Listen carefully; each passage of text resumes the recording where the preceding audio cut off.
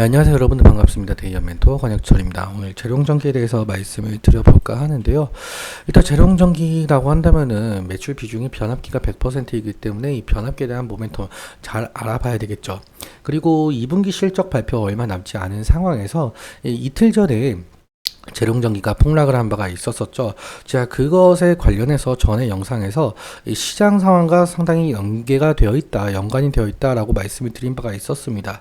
그래서 시장 상황에 대해서 좀 아시고 싶은 분들은 제 전 영상 봐주시면 정말 감사할 것 같고, 오늘의 흐름 10일 이평선 부근에 대해서 좀 돌파를 해주지 못하는 흐름이 나와주고 있어요.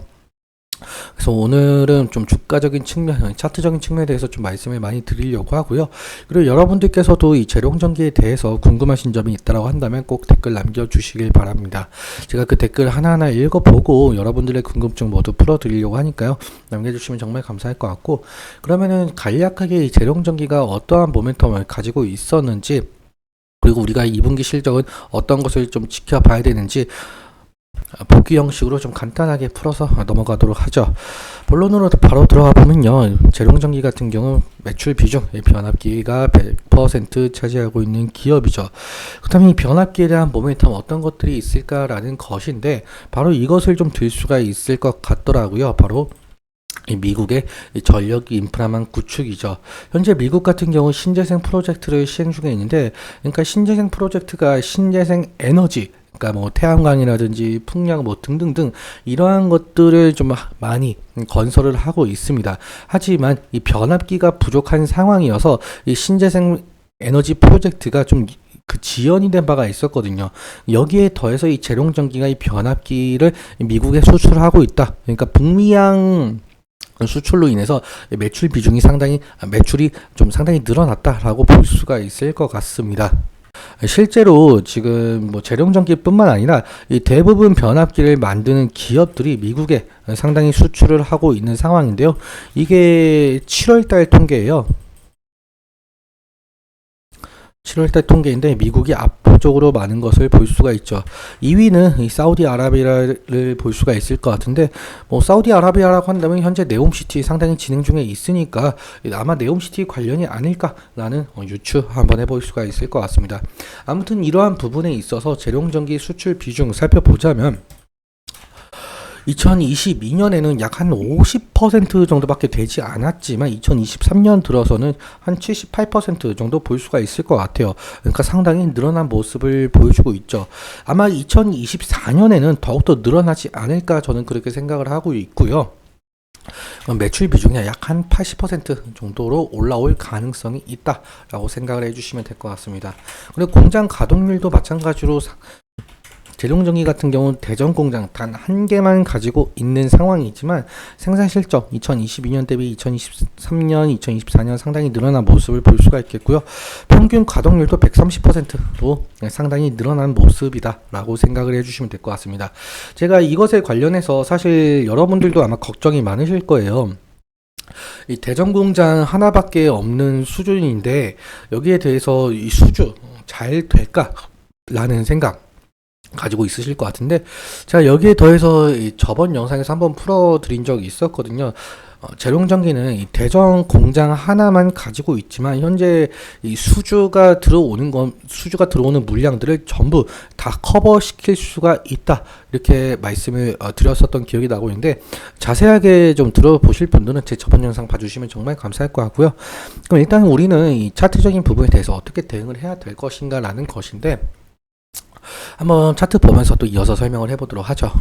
일단 오늘의 흐름 1.84% 상승 중에 있고 윗꼬리와 아랫꼬리가 전부 달린 모습을 볼 수가 있죠. 그리고 8월 5일날 마이너스 16%까지 폭락을 했지만 결국엔 이 120일 이평선을 지지해 주면서 아랫꼬리가 길게 달리고 종가 부근은 마이너스 9% 형성을 한 바가 있었습니다. 사실 이번 주 월요일에는 이 전 종목, 이 코스피 코스닥 시장 전반적으로 좋지 않았기 때문에 이 전 종목이 하락 추세였었죠. 그렇기 때문에 이것에 재룡전기도 영향이 갔었다라고 생각이 들고요.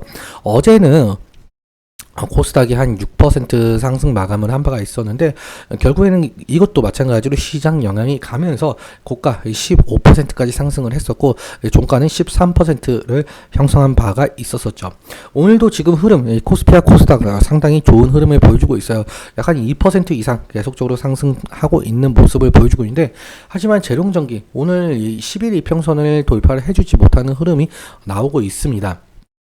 그래서 아마 이 저항대 부근은 이 11 이평선 이 라인이지 않을까 저는 그렇게 생각을 하고 있고요. 만약에 2분기 실적 발표가 나오고 나서 2분기 실적 상당히 좋은 흐름이 나오게 된다고 한다면 이 부근 돌파를 해줄 가능성이 상당히 높겠죠. 만약에 이 11 이평선과 60일 이평선 이 가격 레인지를 돌파만 해준다라고 한다면 다시금 이 신고가를 노려볼 가능성은 높아 보이고 있습니다. 그리고 지금 현재 여기 아래 꼬리가 달린 부분이 5일 이평선과 3일 이평선 이 가격 레인지로 보이고 있거든요. 그러니까 지지 라인이 이 부분이라고 생각을 해주시면 될 것 같고 만약에 이 3일 이평선과 5일 이평선 이탈을 하게 된다고 한다면 리스크적인 관리는 필요할 수 있을 것으로 보이고 있죠.